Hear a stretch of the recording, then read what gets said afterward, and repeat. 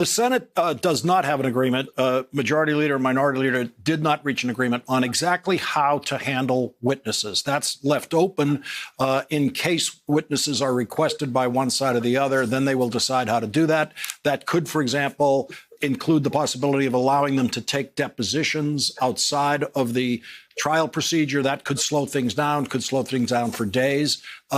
But there will, in effect, be witnesses. I mean, Donald Trump's going to testify the way he just did on that video. The people who invaded the Capitol, the people who threatened the lives of people inside the Capitol, are going to be testifying through their own recorded video that they did of themselves.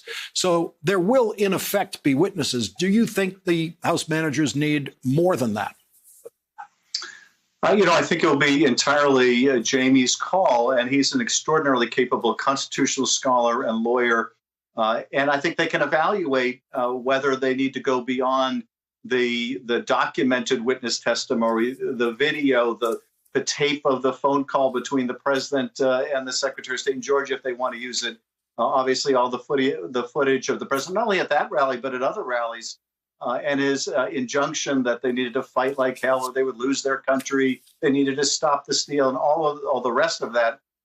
Do they go beyond that? That's a judgment call. They'll have to decide if they do so.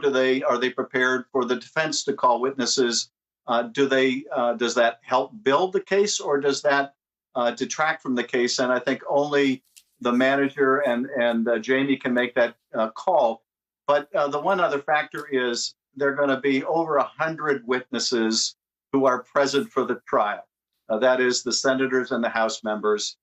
Their testimony may be silent, but they understand exactly what took place on that day.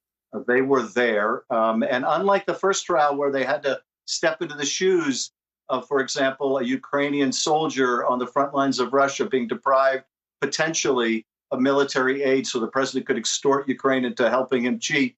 No, these senators don't need to imagine what it was like to be in the shoes of people facing that angry mob because they were there.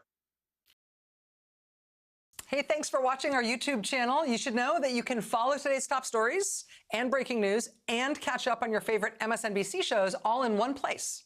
Download the NBC News app today.